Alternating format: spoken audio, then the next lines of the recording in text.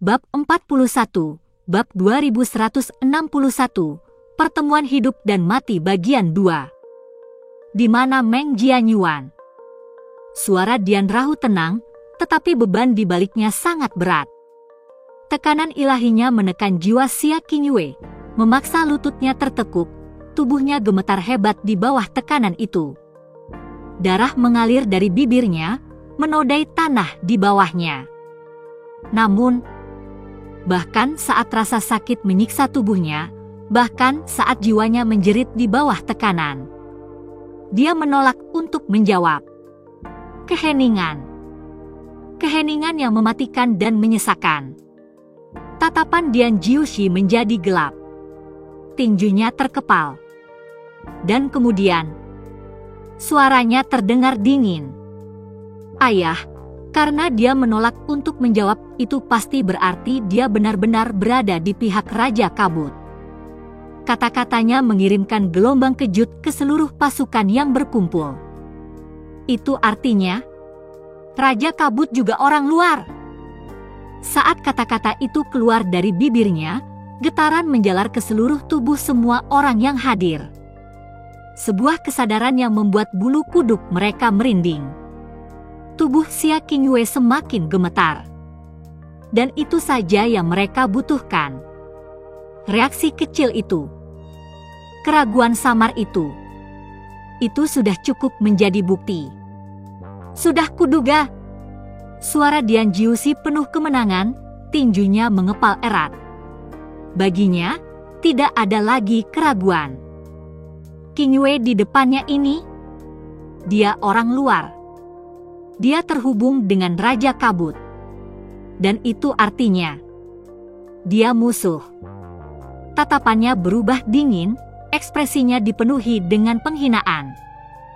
Karena kamu menolak untuk berbicara, tidak perlu bersikap sopan. Tangannya terangkat, energi yang dalam mengalir di telapak tangannya.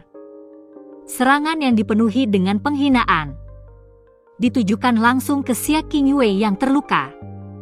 Namun, tepat saat telapak tangannya hendak menyentuh, udara meledak. Awan debu abisal yang tebal dan menyesakan tiba-tiba terbentuk dalam sekejap. Badai pusaran kekacauan abu-abu kuning menelan daratan yang telah dipenuhi debu abisal, menyelimuti segalanya dalam kegelapan total karena debu abisal begitu terkonsentrasi.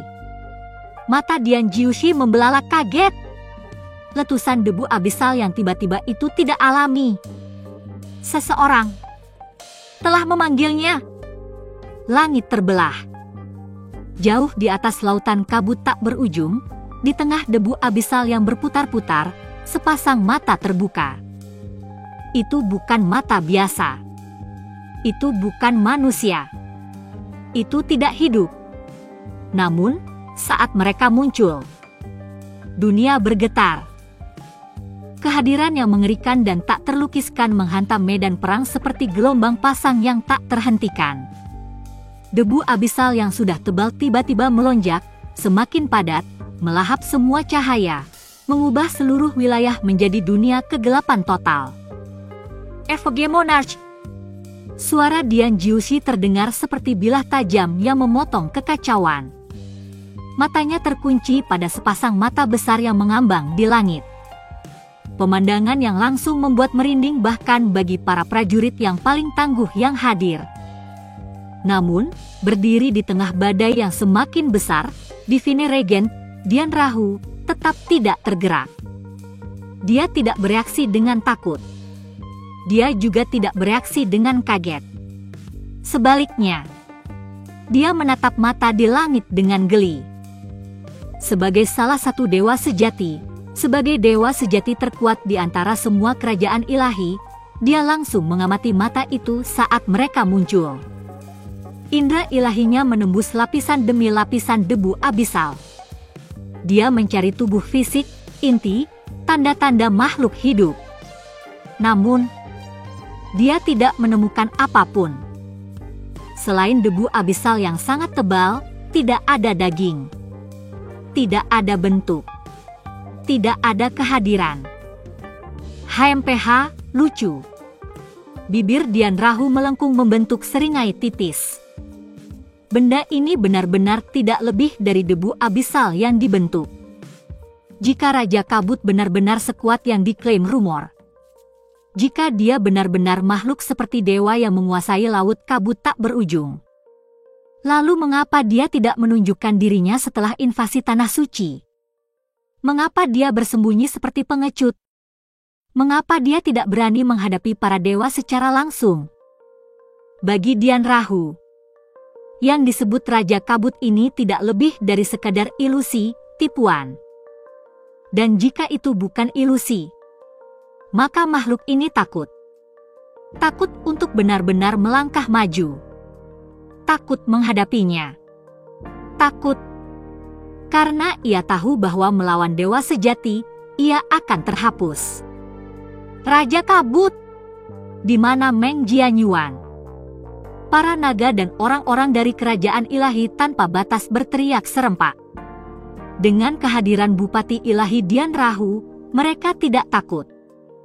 Namun, sepasang mata jurang yang melayang di langit tetap diam. Mereka hanya menonton. Tak berkedip. Tak bergerak. Dingin. Jauh. Tak terduga. Tidak ada tekanan ilahi. Tidak ada ledakan kekuatan. Tidak ada permusuhan. Seolah-olah Raja Kabut itu hanya mengamati mereka. Seolah-olah mereka berada di bawah perhatiannya. Tatapan Dian Rahu menjadi gelap, kesabarannya menipis. Trik yang mematikan. Hanya itu. Dengan lambaian tangannya, sebuah kekuatan yang mampu memusnahkan dunia melonjak ke langit. Jaringan ruang angkasa runtuh, mengubah area itu menjadi kekosongan yang merusak. Saat itu terjadi kontak. Mata abisal menghilang. Menghilang menjadi ketiadaan. Hanya itu. Suara Dian Rahu dipenuhi kekecewaan. Ekspresinya tidak menunjukkan kekhawatiran, hanya ketidakpedulian. Sekarang, dia yakin. Raja Kabut hanyalah ilusi. Trik murahan yang dimaksudkan untuk mengintimidasi yang lemah. Tetapi kemudian, jurang bergolak. Kabut abu-abu kuning tebal berputar sekali lagi, berputar menjadi pusaran yang dahsyat. Dan di langit luas di atas mereka, mata itu muncul kembali. Tanpa cedera. Tanpa goyang.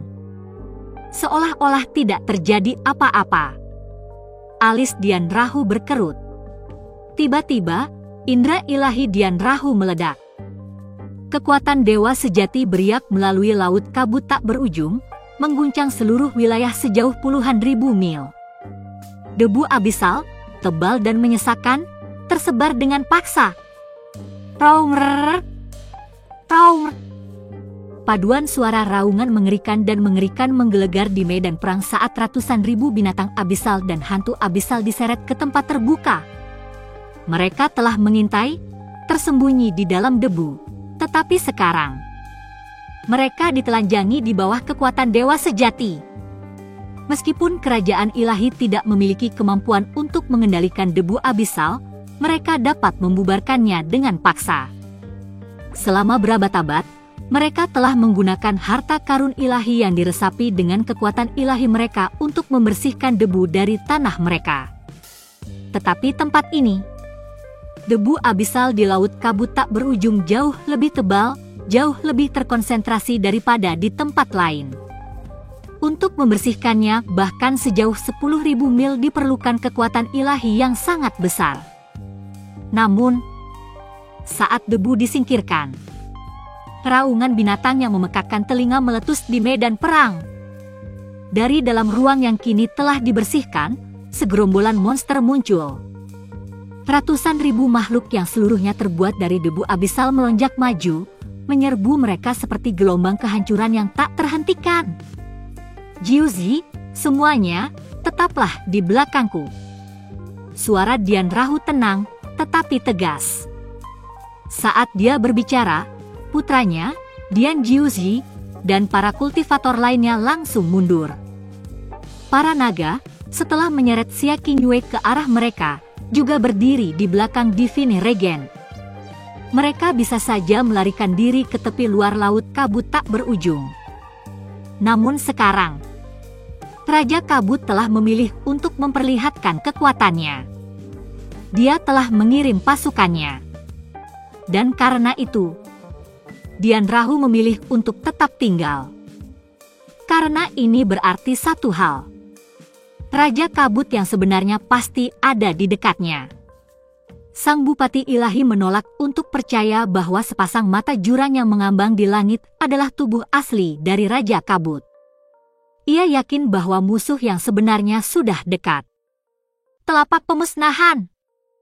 Aura keemasan melonjak dari telapak tangan Dian Rahu, proyeksi besar kekuatan ilahi yang meluas keluar.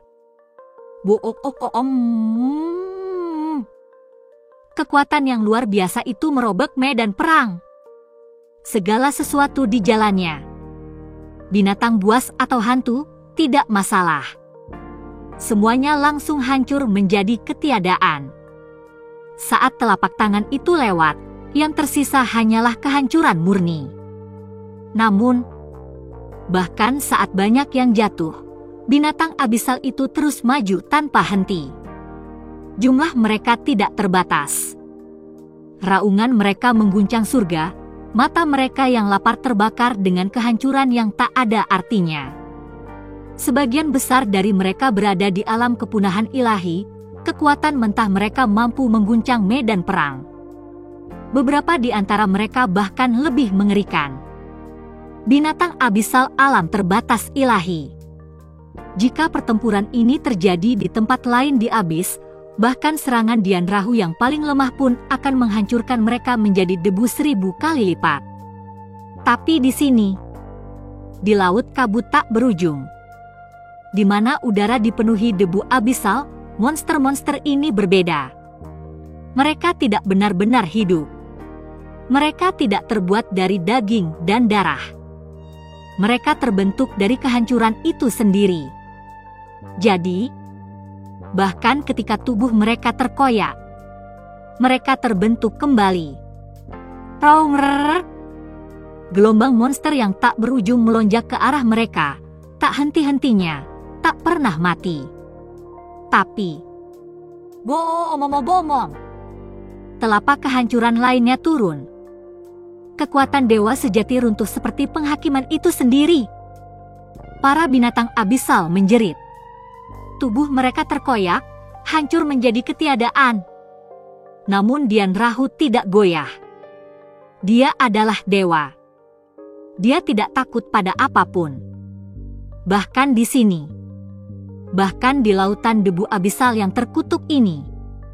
Di mana kekuatannya terus-menerus ditekan. Di mana dia harus menggunakan sejumlah besar energi hanya untuk mencegah debu abisal memakan mereka semua. Dia masih lebih kuat. Jauh lebih kuat. Dan tidak ada satupun monster ini yang dapat melawannya. Muntah. Tubuh Yunce terhuyung ke depan, penglihatannya kabur saat dia batuk seteguk darah kental berwarna merah tua. Tangannya gemetar, napasnya terengah-engah, dan seluruh tubuhnya terbakar oleh rasa sakit. Dia sudah tidak bisa menghitung berapa kali dia meludahkan darah. Namun dia tidak punya pilihan. Setiap kali binatang abisal dan hantu dimusnahkan oleh kekuatan mengerikan Divine Regen, dia terpaksa membawa mereka kembali. Lagi dan lagi. Dialah satu-satunya alasan mereka masih berdiri. Satu-satunya alasan mereka belum sepenuhnya terhapus dari keberadaan. Tapi itu merugikannya. Dengan setiap kebangkitan, energinya yang dalam terkuras kecepatan yang tak tertahankan. Dengan setiap pemusnahan, rasanya seperti jiwanya sedang dicabik-cabik. Dia tidak bisa terus seperti ini. Dia tahu itu. Tubuhnya sudah mencapai batasnya. Kekuatannya runtuh. Penglihatannya semakin gelap, pikirannya menjadi kabur. Sekali lagi saja, dan dia tidak akan bisa mengembalikannya lagi. Dan saat itu terjadi, semuanya akan berakhir. Tiba-tiba, Di antara rasa sakit dan kelelahan, sebuah pikiran putus asa melintas di benaknya. Tidak, masih ada jalan. Jari-jarinya berkedut, dan dengan sisa-sisa keinginannya, dia mengirimkan sebuah perintah. Sebuah getaran mengguncang abis. Bumi bergemuruh, kabut tebal berputar kencang, dan kemudian seekor abyssal beast raksasa muncul. Itu sangat besar, tubuhnya yang menjulang tinggi menutupi cahaya redup yang merembes melalui kabut tebal. Tanah bergetar karena beratnya yang sangat besar, dan udara dipenuhi dengan tekanan yang menyesakkan. Saat itu muncul, ia menerjang ke depan. Dan dengan satu tegukan yang mengerikan, ia menelan Yunce bulat-bulat.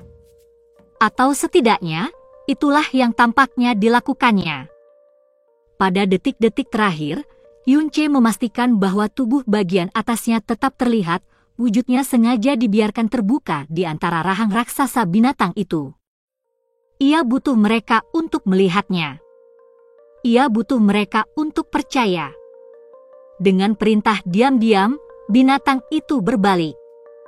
Rangkanya yang besar bergerak perlahan tapi pasti, melangkah maju ke tempat terbuka.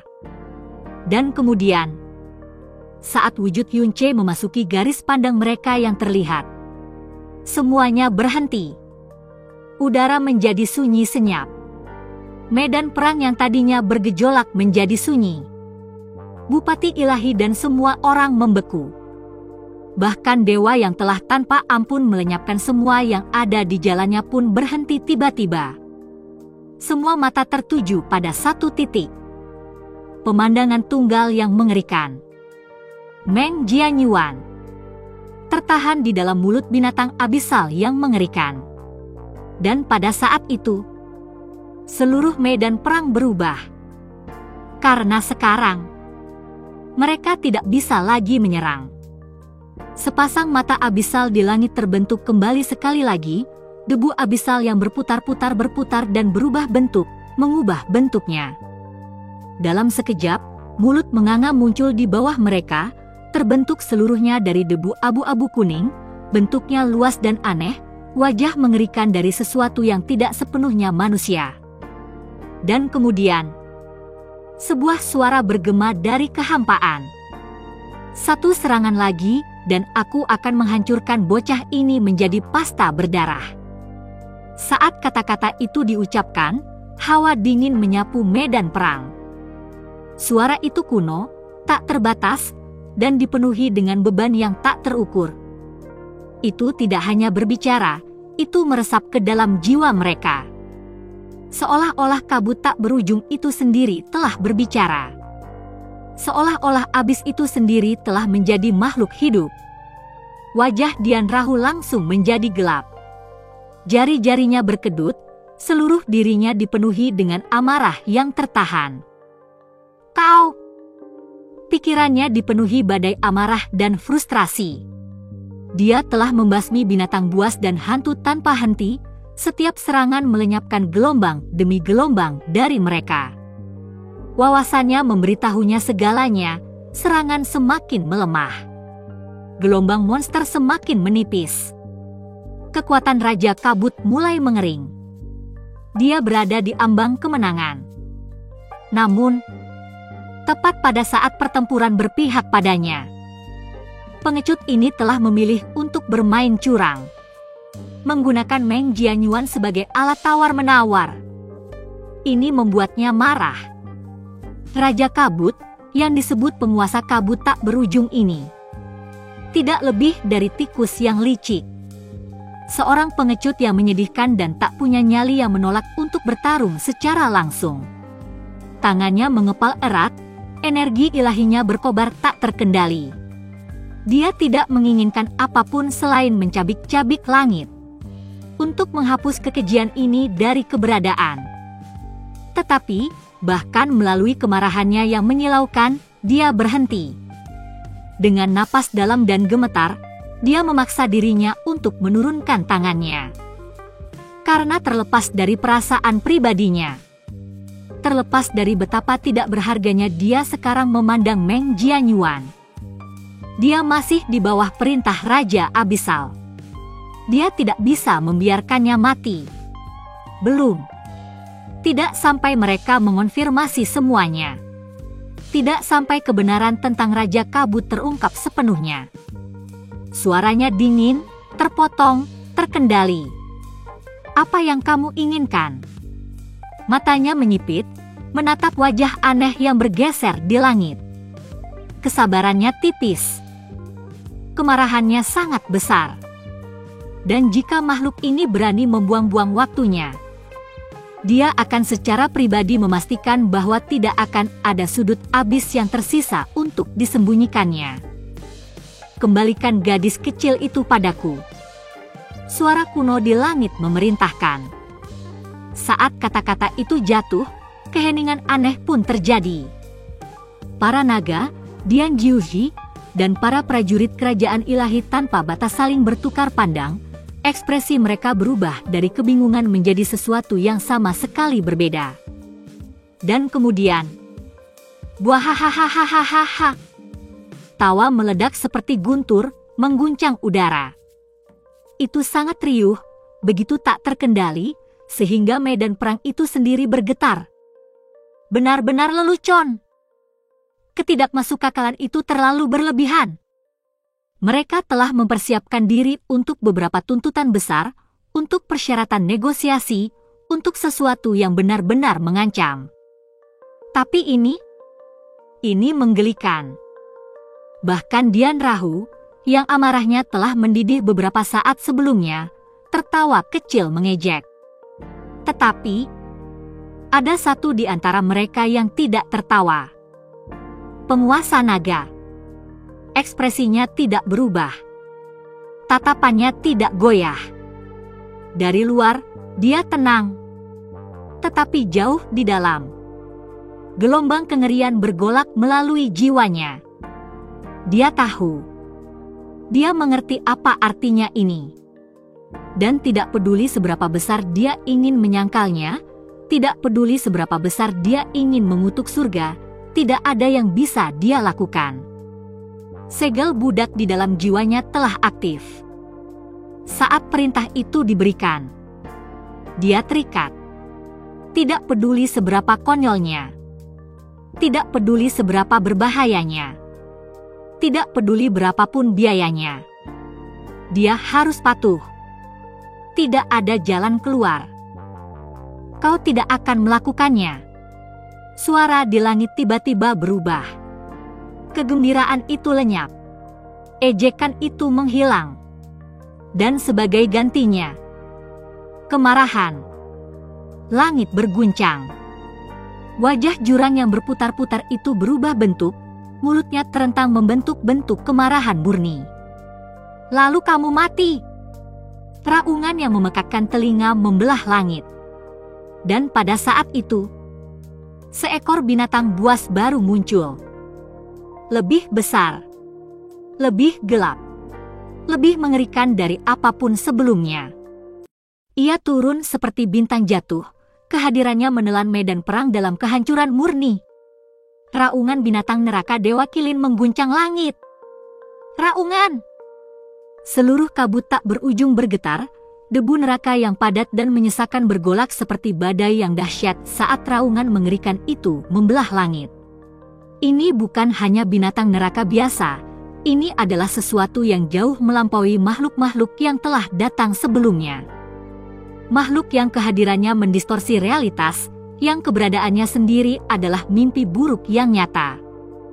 Wujudnya menjulang seperti gunung yang runtuh, ukurannya melampaui langit, tubuhnya terdiri dari debu abisal murni yang menggeliat dan berdenyut dengan kehancuran mentah dan tak terkendali.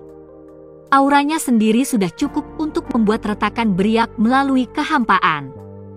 Namun, yang membuatnya benar-benar menakutkan adalah apa adanya dulu.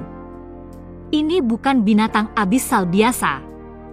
Seorang penguasa yang dulunya perkasa dari ras binatang terkuat kedua di abis, sekarang tidak lebih dari sekadar kulit yang bengkok dan rusak, dilucuti dari keilahiannya dan berubah menjadi binatang abisal, monster yang tidak mengenal pengekangan, tidak mengenal rasa sakit, tidak mengenal belas kasihan.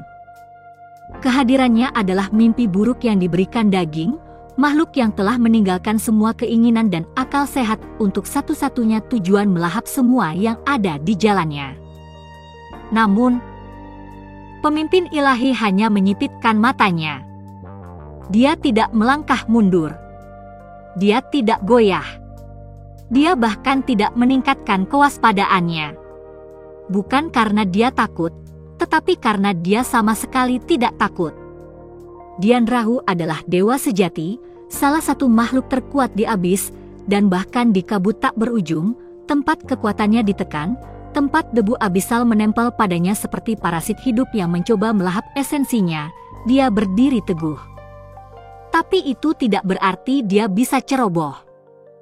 Karena kekuatan saja bukanlah masalahnya. Gelombang kejut dari pertempurannya. Itulah masalah sebenarnya. Jika dia bertarung dengan kekuatan penuh, akibatnya akan menghancurkan semua yang ada di sekitar mereka. Kekuatan serangannya yang dilepaskan, dikombinasikan dengan kekuatan binatang abisal Dewa Kilin, dapat menghancurkan ruang itu sendiri. Dan itu akan melenyapkan para kultivator yang lebih lemah dalam sekejap. Indra keilahiannya meluas keluar. Matanya beralih ke Dian Jiuji, yang auranya berkedip-kedip dengan ketegangan samar, pengingat yang jelas bahwa, tidak peduli seberapa berbakatnya, dia masih berada di level ke-8 kepunahan ilahi. Jika dia terperangkap dalam gempa susulan pertempuran ini, bahkan sebagian kecil kekuatan yang bocor dapat menghancurkannya hingga tak dapat diselamatkan. Tidak perlu mengeluarkan perintah. Para tetua sudah mengerti. Tanpa ragu, para veteran dari kerajaan ilahi tak terbatas bergerak cepat, menarik Dian Jiuzi kembali, mengangkatnya ke langit, dan mundur ke jarak yang aman tanpa satu gerakan pun yang sia-sia. Dan para naga pun mengikutinya. Sebuah transmisi diam dikirim dari penguasa naga, dan para tetua segera menanggapi. Mereka mengepung Xia Qingyue, yang masih terikat dan lemah, dan dengan gerakan cepat tanpa kata, mereka membawanya dan mundur menuju posisi yang telah ditentukan oleh penguasa mereka. Satu persatu, para kultivator yang lebih rendah meninggalkan medan perang. Hingga hanya tersisa 3 sosok. Bupati Ilahi, Dian Rahu, penguasa naga, dan seorang tetua dari kerajaan ilahi tak terbatas. Keheningan. Keheningan yang berat dan menindas. Ada yang salah. Mata Dian Rahu berkedip dengan jejak ketidakpastian yang langka. Raja Kabut telah memanggil binatang abisal, tetapi mengapa ia tidak menyerang? Ia hanya berdiri di sana, menunggu. Matanya yang tidak manusiawi itu menatap mereka, tidak bergerak. Dan yang lebih buruk, Raja Kabut telah membiarkan semua orang pergi. Alis Dian Rahu berkerut, nalurinya berteriak padanya. Ia tidak dapat menghilangkan perasaan bahwa ada sesuatu yang tidak beres. Tetapi apa? Apa tujuan sebenarnya dari pertempuran ini? Mengapa Raja Kabut menampakkan dirinya hanya untuk menahan diri? Cengkeramannya mengencang. Ia akan segera mengetahuinya. Kau ingin menantang raja ini? Wajah besar Abisal Dust berubah marah, suaranya yang kuno menggelegar menembus kabut yang tak berujung, mengguncang udara dengan kehadirannya yang tak terbatas. Kalau begitu, raja ini akan memberimu kesempatan.